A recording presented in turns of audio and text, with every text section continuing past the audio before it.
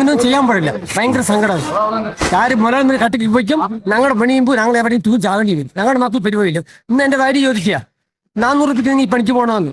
Transport എത്തുന്നിടത്ത് വരെ ട്രാൻസ്പോർട്ടിൽ പോയിട്ട് അവിടുന്ന് പിന്നെ ഏതോ കിട്ടിയ വണ്ടി കയറിയിട്ട് അങ്ങോട്ട് പോകുന്ന ഒരു അവസ്ഥ. ഒരു 50-60 വയസ്സായ സ്ത്രീകൾക്കും വികലാംഗർക്കും അങ്ങനെ കൊടുക്കുന്നത് നമ്മൾക്ക് കുഴപ്പമില്ല. സമരം ചെയ്യുന്ന അല്ലാതെ അല്ലെങ്കിൽ പിന്നെ ഒരു ഓണർമാര് വണ്ടി നിർത്താന്നാ പറയുന്നത്. വണ്ടി നിർത്തിയാൽ ഞങ്ങളുടെയും പോയി, ഞങ്ങളുടെ കുടുംബം പട്ടിണിയായി. ഒന്നിലെ ഞങ്ങളുടെ ബസ്സുകൾ സർക്കാർ ഏറ്റെടുത്ത് കിലോമീറ്ററിന് 55 രൂപ നിരക്കിൽ തരിക.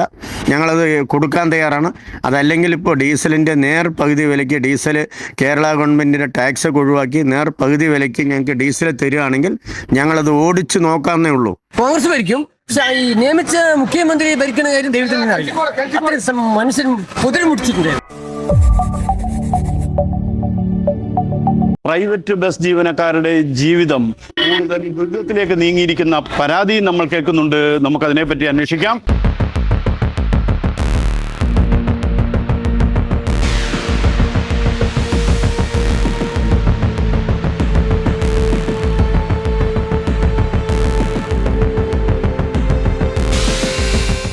പകുതിയിലേറെ സ്ത്രീകളും ട്രാൻസ്പോർട്ട് ബസ്സിൽ തന്നെ പോകുന്നത്. സ്ത്രീകൾ മുഴുവൻ അതിൽ പോകുന്നുണ്ട്.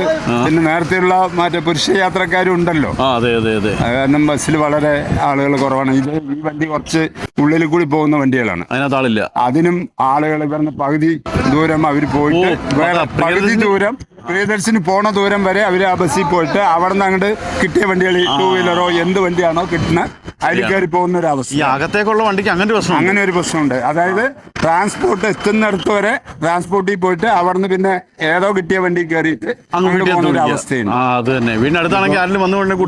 ശമ്പളം എടുക്കാൻ തന്നെ വലിയ പ്രയാസമാണ്. മുതലാളിമാർക്ക് കൊടുക്കാനും ഒന്നും ഉണ്ടാവില്ല. നമ്മളെ കാര്യങ്ങളും കണ്ടക്ടർമാരുടെ കാര്യങ്ങളും വലിയ ബുദ്ധിമുട്ടിലാണ്.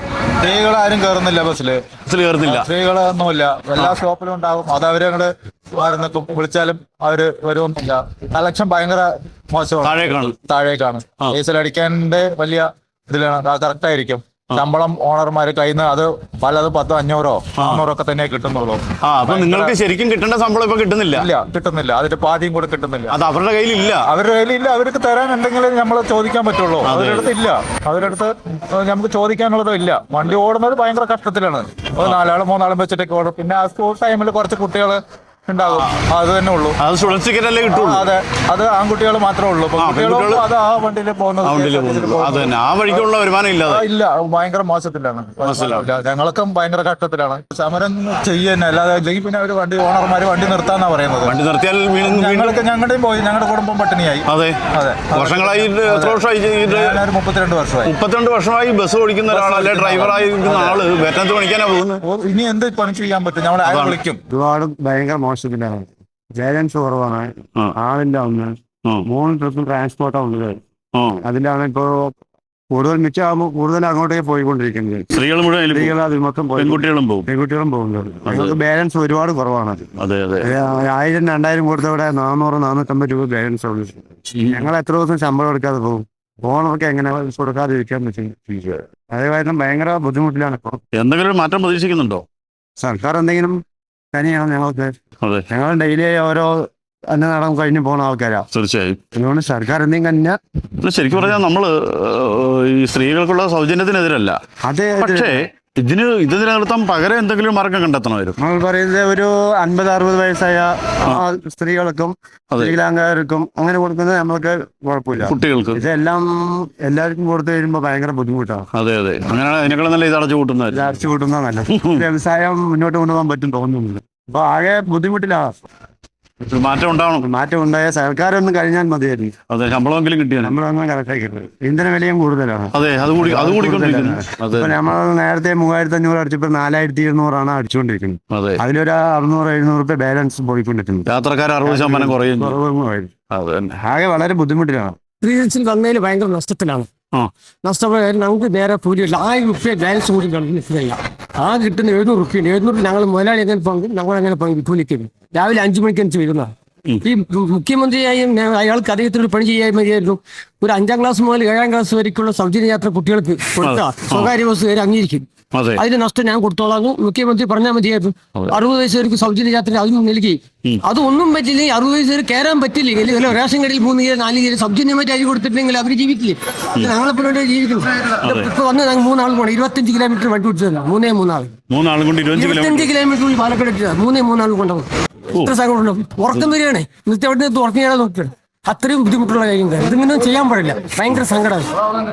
ആര് മുതൽ കട്ടിക്ക് പോയിക്കും ഞങ്ങളുടെ പണിയുമ്പോൾ ഞങ്ങൾ എവിടെയും ചാകേണ്ടി വരും. ഞങ്ങളുടെ നാട്ടിൽ പരിപാടിയില്ല. ഇന്ന് എന്റെ ഭാര്യ ചോദിക്കുക 400 രൂപയ്ക്ക് നീ പണിക്ക് പോകണമെന്ന്. 400 രൂപ ശമ്പളം കിട്ടുന്നു. 400 ഭാര്യ ചോദിക്കുക 400 രൂപയ്ക്ക് ശമ്പളം പോകണം എനിക്ക് ഞാൻ മാടി വിളിച്ചു തരാമെന്ന്. എങ്ങനെ ജീവിക്കും? ഞങ്ങൾ ജീവിക്കും പറ്റില്ലേ? 400 രൂപ മൂത്ത കുടിക്കുന്ന 50 കുടിച്ച് പോയി ബാക്കി കുട്ടികൾ പഠിപ്പിക്കണ്ടേ. പിന്നെ ഇവിടെ സാധനങ്ങൾ സോപ്പ് കണ്ട വെളിച്ചെണ്ണ അതൊക്കെ വാങ്ങണ്ടേ. മാച്ചുകൾ നടത്തണ്ടേ. എത്ര വർഷമായി സർവീസ് ചെയ്തത്? ഞാൻ 36 വർഷം വണ്ടിയിൽ. 36 വർഷമായി. 36 വർഷമായിട്ട് വണ്ടി ഓടിക്കുന്ന ഇനി എന്ത് ചെയ്യുന്നു? ഒന്നും ചെയ്യാൻ കഴിയില്ല. ഒന്നും ചെയ്യാൻ പറ്റില്ല. ഒന്നും ചെയ്യാൻ പറ്റില്ല. ജീവിതം ഇങ്ങനെ പകുതി ഇങ്ങനെ പോകുന്നേ പണിക്ക് വരേണ്ട പറഞ്ഞ പറ്റില്ല. ചെയ്യാൻ പറ്റും. പ്രതീക്ഷയുണ്ടോ സർക്കാർ? പ്രതീക്ഷയുണ്ടോ സർക്കാർ? സർക്കാരിന് പ്രതീക്ഷിച്ചില്ല. ഇയാൾ ഈ പോക്ക് പോയത് ഇപ്പൊ ഇങ്ങനെ വരുന്നില്ല. ഈ 5 കൊല്ലം സർക്കാർ കോൺഗ്രസ് ഭരിക്കും. പക്ഷെ ഈ നിയമിച്ച മുഖ്യമന്ത്രി ഭരിക്കുന്ന കാര്യം ദൈവത്തിന് അറിയില്ല. അത്ര മനുഷ്യൻ പൊതിരി മുടിച്ചിട്ടുണ്ടായിരുന്നു. യെസ് യാതൊരു മാറ്റമില്ലായിരുന്നു. പ്രിയദർശിനിയുടെ വരവ് എങ്ങനെയുണ്ട്? ഞങ്ങൾക്ക് സാമ്പത്തികമായിട്ട് മുതലാളിമാർക്കും ബുദ്ധിമുട്ടുണ്ട്, ഞങ്ങൾക്കും ബുദ്ധിമുട്ടുണ്ട്. ശമ്പളം തരാൻ കഴിയുന്നില്ല എന്നൊരു പരാതിയുണ്ട്. പരാതിയുണ്ട്. പകുതി ശമ്പളം കിട്ടുന്നുണ്ട്. രാവിലെ വീട്ടിൽ നിന്ന് വന്ന് വൈകുന്നേരം വീട്ടിലേക്ക് പറങ്ങയ്യോടെ പോകാൻ പറ്റില്ലല്ലോ. അതെ. അല്ല 400 രൂപ ഇട്ടിട്ട് എന്തോ 400 വീട്ടിലെ കുടുംബത്തിലല്ലേ 2 അടിക്കണ ഇറങ്ങണ്ടേ അത് അടിക്കാനോ. അതും തീർന്നു. അതെ. അവിടെയും കുഴപ്പമുണ്ടാകുന്ന കുടുംബത്തിലാണ്. അല്ലേ? കുടുംബത്തിലേക്കുള്ളതില്ലാണോ പല കാര്യങ്ങളും.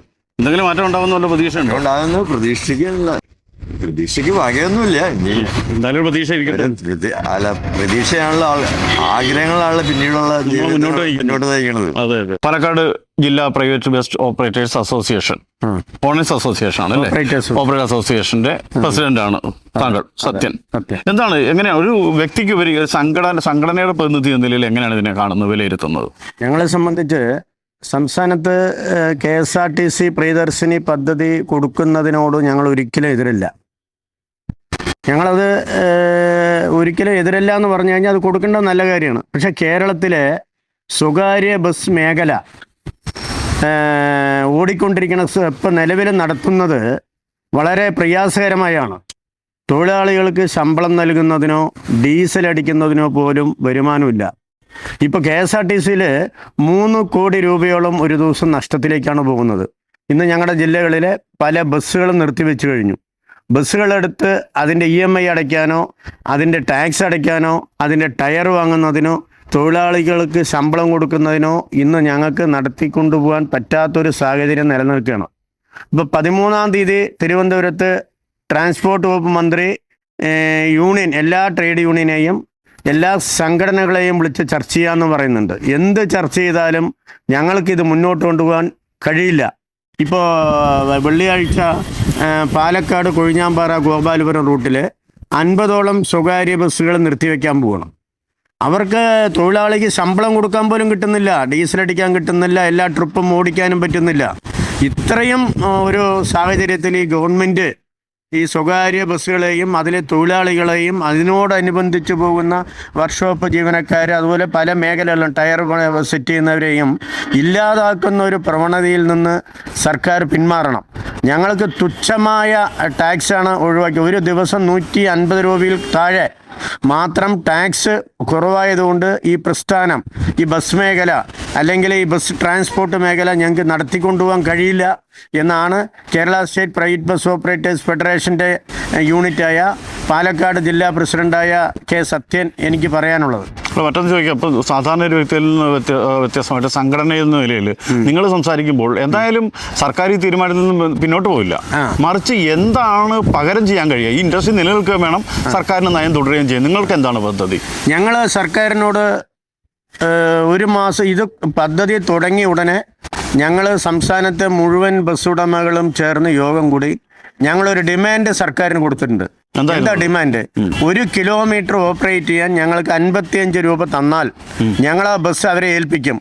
കണ്ടക്ടർ മാത്രം ഗവൺമെൻറ്റിൻ്റെ, അതുകൊണ്ട് KSRTCയുടെ, ബാക്കി ഡ്രൈവർ ഞങ്ങൾ വെക്കും, അതിൻ്റെ മെയിൻ്റനൻസ് നോക്കും, അതിൻ്റെ ടാക്സ് അടയ്ക്കും, എല്ലാം ഞങ്ങൾ അടയ്ക്കും. ഞങ്ങൾക്ക് കിലോമീറ്ററിന് 55 രൂപ നിരക്കിൽ തന്നാൽ ആ ബസ്സിലും ഞങ്ങൾ പിന്നെ സ്ത്രീകൾക്ക് ഫ്രീ അനുവദിക്കും, ചില സ്റ്റേറ്റുകളിൽ അങ്ങനെ ഉണ്ടല്ലോ.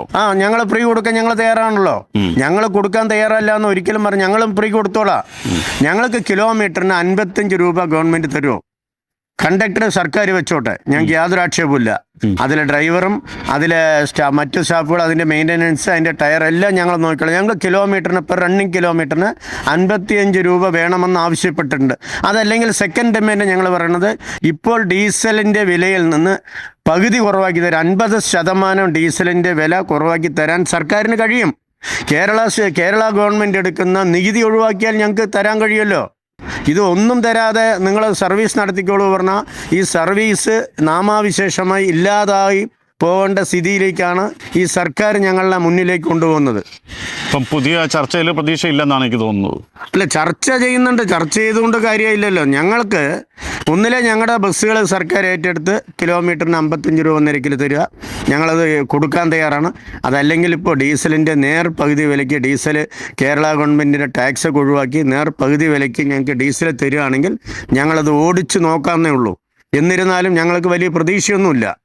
ഞങ്ങളിപ്പോൾ 14 വർഷമായിട്ട് കേരളത്തിലെ വിദ്യാർത്ഥികൾക്ക് 1 രൂപ നിരക്കിലാണ് കൊണ്ടുപോകണം. 1 രൂപ 106 കുട്ടികൾ കയറിയാലേ 1 ലിറ്റർ ഡീസൽ എത്തിക്കാൻ കഴിയുള്ളൂ. അതുപോലുള്ളവർക്ക് പോലും സർക്കാർ ഫ്രീ കൊടുക്കാതെ സ്ത്രീകൾക്ക് കൊടുത്തിട്ട് ഞങ്ങളിങ്ങനെ 14 കൊല്ലമായിട്ട് 1 രൂപയ്ക്ക് ഓടിക്കുക, ഒരു വിദ്യാർത്ഥിയെ കയറ്റി 1 രൂപയ്ക്ക്. അപ്പോൾ ഇതൊന്നും സർക്കാർ ഞങ്ങൾ എന്ത് പറഞ്ഞാലും അത് ചെവിക്കൊള്ളുന്നില്ല. എന്നിരുന്നാലും 13-ാം തീയതി എല്ലാവരെയും വിളിച്ചുകൊണ്ട് മന്ത്രി ചർച്ചയ്ക്ക് വിളിച്ചിട്ടുണ്ട്. ആ ചർച്ചയിൽ പങ്കെടുത്ത് അതിൻ്റെ ഒരു തീരുമാനം അറിഞ്ഞ ശേഷം മറ്റെല്ലാ ട്രേഡ് യൂണിയനുകളും മറ്റെല്ലാ സംഘടനകളുമായി ആലോചിച്ച് ചിലപ്പോൾ ഒരു അനിശ്ചിതകാല സമരത്തിലേക്ക് പോകേണ്ട രീതിയിലേക്കാണ് ഇപ്പോൾ പോയിക്കൊണ്ടിരിക്കുന്നത്. പ്രൈവറ്റ് ബസ് ജീവനക്കാരുടെ സങ്കടമാണ് നമ്മൾ കേട്ടത്. ആ സങ്കടത്തിൽ കഴമ്പുണ്ട് താനും. സ്ത്രീകൾക്ക് സൗജന്യ യാത്രയിൽ നമ്മൾ എതിരല്ല. പക്ഷേ ഇവരെയും പരിഗണിക്കേണ്ടതുണ്ട്. ഇതും ജീവിതങ്ങളാണ്.